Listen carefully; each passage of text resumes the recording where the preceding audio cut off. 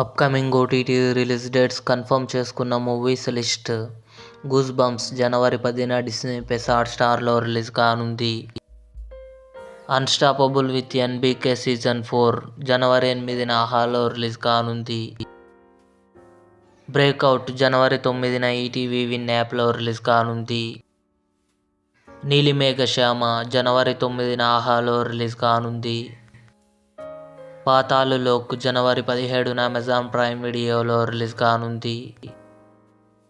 బచ్చలమల్లి, అల్లరి నరేష్, అమృత అయ్యర్ కలిసి నటించారు.